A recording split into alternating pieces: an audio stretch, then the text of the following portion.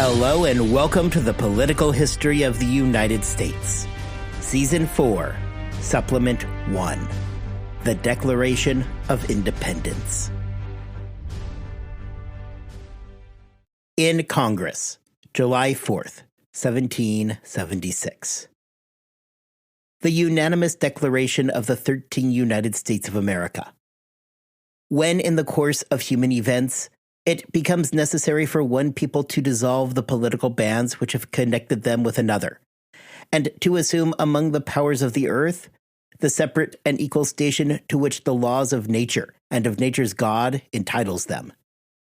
A decent respect to the opinions of mankind requires that they should declare the causes which impel them to the separation.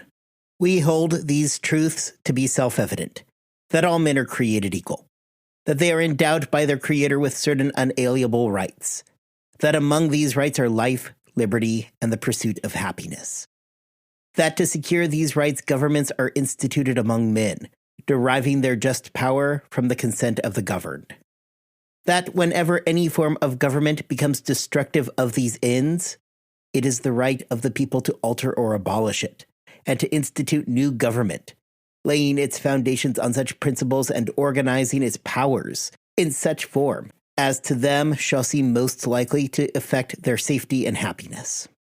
Prudence, indeed, will dictate that governments long established should not be changed for light or transient causes. And accordingly, all experience hath shown that mankind are more disposed to suffer, while evils are sufferable, than to right themselves by abolishing the forms to which they are accustomed. But when a long train of abuses and usurpations, pursuing invariably the same object, evinces a design to reduce them under absolute despotism, it is their right, it is their duty, to throw off such government and to provide new guards for their future security. Such has been the patient sufferance of these colonies, and such is now the necessity which constrains them to alter their former systems of government.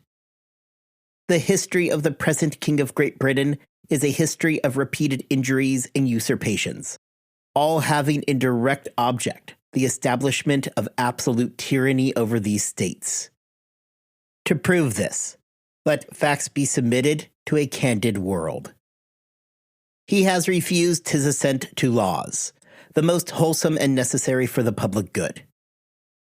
He has forbidden his governors to pass laws of immediate and pressing importance, unless suspended in their operation till his assent should be obtained, and when so suspended, he has utterly neglected to attend them.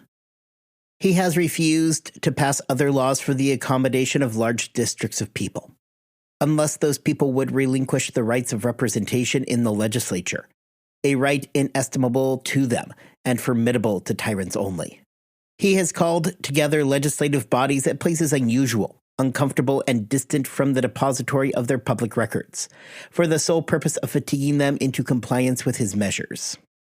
He has dissolved representative houses repeatedly for opposing with manly firmness his invasions on the rights of the people. He has refused for a long time, after such dissolutions, to cause others to be elected, whereby the legislative powers, incapable of annihilation, have returned to the people at large for their exercise, the state remaining in the meantime exposed to all the dangers of invasion from without and convulsions within.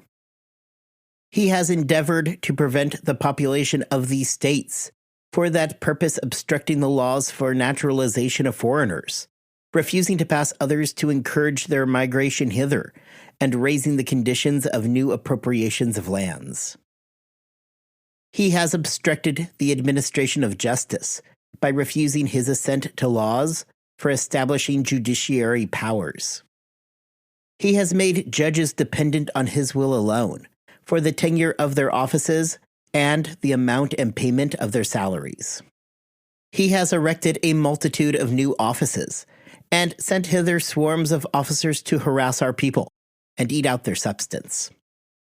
He has kept among us, in times of peace, standing armies without the consent of our legislatures. He has affected to render the military independent of and superior to the civil power. He has combined with others to subject us to a jurisdiction foreign to our Constitution and unacknowledged by our laws, giving his assent to their acts of pretend legislation.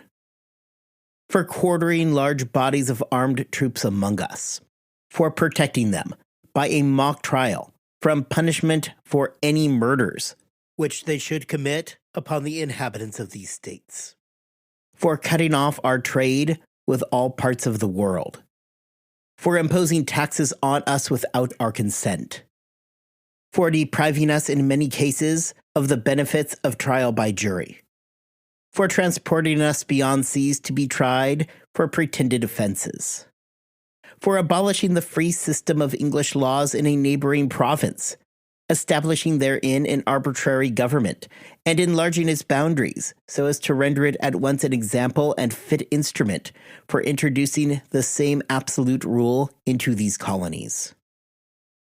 For taking away our charters, abolishing our most valuable laws, and altering fundamentally the forms of our government. For suspending our own legislatures, and declaring themselves invested with power to legislate for us in all cases whatsoever. He has abdicated government here by declaring us out of his protection and waging war against us. He has plundered our seas, ravaged our coasts, burnt our towns, and destroyed the lives of our people. He is at this time transporting large armies of foreign mercenaries to complete the works of death, desolation, and tyranny, already begun with circumstances of cruelty and perfidy, scarcely paralleled in the most barbarous ages, and totally unworthy the head of a civilized nation.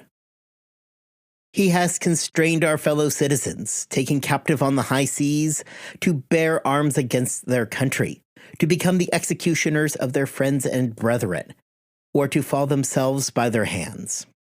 He has excited domestic insurrections amongst us, and has endeavored to bring on the inhabitants of our frontiers, the merciless Indian savages, whose known rule of warfare is an undistinguished destruction of all ages, sexes, and conditions.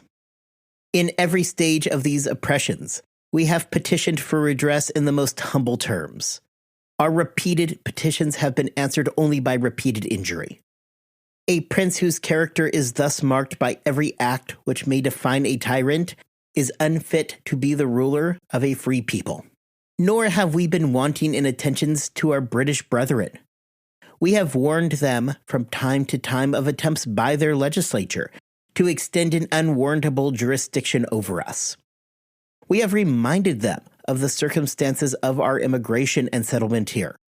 We have appealed to their native justice and magnanimity, and we have conjured them by the ties of our common kindred to disavow these usurpations, which would inevitably interrupt our connections and correspondence. They too have been deaf to the voice of justice and consanguinity. We must, therefore, acquiesce in the necessity which denounces our separation, and hold them as we hold the rest of mankind, enemies in war, in peace, friends. We, therefore, the representatives of the United States of America, in General Congress, assembled, appealing to the Supreme Judge of the world for the rectitude of our intentions, do, in the name and by authority of the good people of these colonies, solemnly publish and declare that these united colonies are, and of right ought to be free and independent states, that they are absolved from all allegiance to the British Crown, and that all political connection between them and the state of Great Britain is and ought to be totally dissolved, and that as free and independent states, they have full power to levy war, conclude peace, contract alliances, establish commerce, and to do all the other acts and things which independent states may of right do. And for the support of this declaration, with a firm reliance on the protection of divine providence, we mutually pledge to each other our lives, our fortunes, and our sacred honor.